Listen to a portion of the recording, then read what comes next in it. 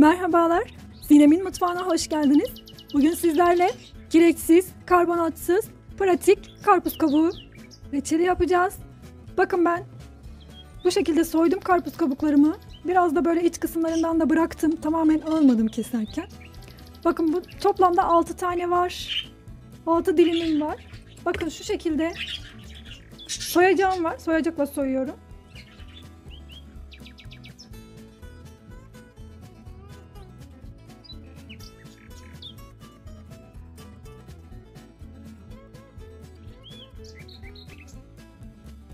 Bakın böyle yeşil kısımları, sert kısımlarını alıyorum.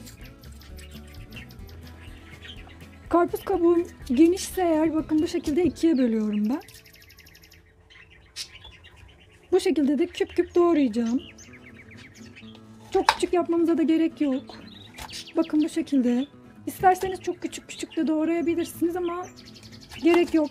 Tamamen size kalmış.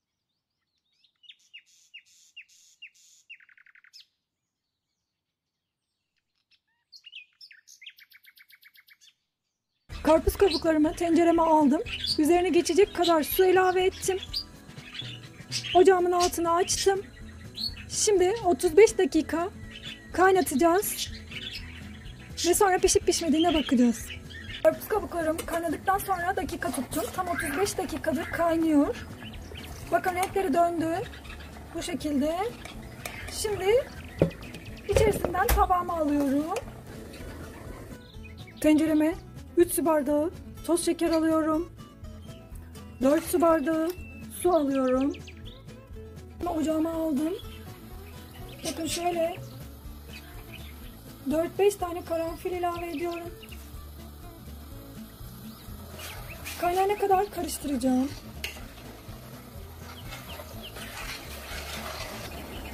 Şerbetim kaynamaya başladı.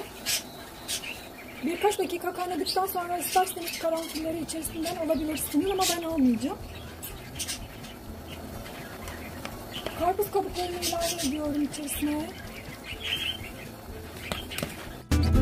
İçerisine köpüklenip taşmaması için 1 çay kaşığı tereyağı ilave ediyorum.